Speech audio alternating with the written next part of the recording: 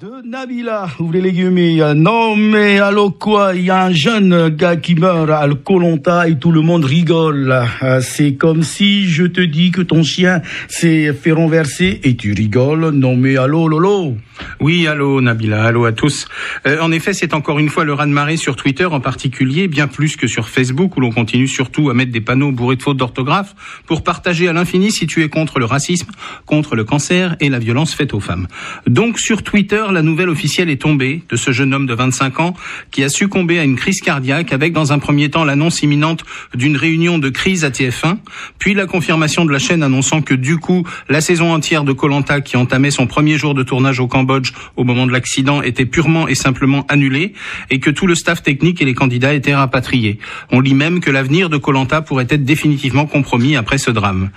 Évidemment, la mort d'un homme est un drame, incontestablement, mais donc la victime, un parfait inconnu qui s'appelait Gérald Babin, a l'inconvénient de devenir un symbole de la télé-réalité, et là on ne s'attache plus du tout à l'être humain, mais on s'en prend à tout le système de cette télé-réalité, cette trash télé qui vole bas, et les amalgames entre Koh-Lanta, Secret Story, les ch'tis à Las Vegas, l'île des vérités ou de la tentation ont été immédiats, et c'est vrai que c'est un peu la même chose à quelques nuances de décor près, un loft, des cocotiers, un lieu mythique, peu importe.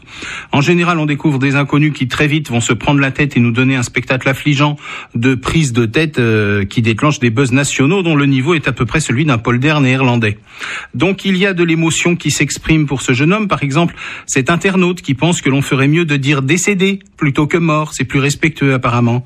Il y a invariablement machinalement le chapelet des mentions RIP parce que c'est mieux de mettre en anglais Rest in Peace que REP, repose en paix. Ça doit être plus swag, plus tendance peut-être quand on le met en anglais.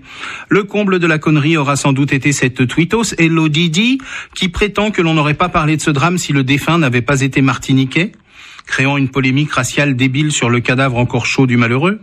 Sans doute que ce n'est pas bien de faire de l'humour autour d'un décès, d'un type qui est peut-être un jeune père de famille, on n'en sait rien, mais est-ce que c'est mieux d'afficher de grands discours moralisateurs pour quelqu'un pour qui on a un tweet de compassion éphémère et que l'on va oublier dans quelques jours, un peu comme les catholiques qui, passant au confessionnal, réinitialisent leur bonne conscience avant de nouveaux péchés.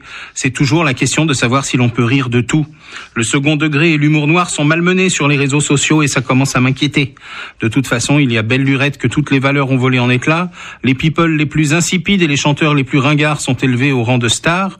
Peut-on dire élevé d'ailleurs quand on voit le niveau des programmes? En attendant, la mort de ce candidat est malheureusement irrévocable et Gérald Babin est devenu un ange de la télé-réalité.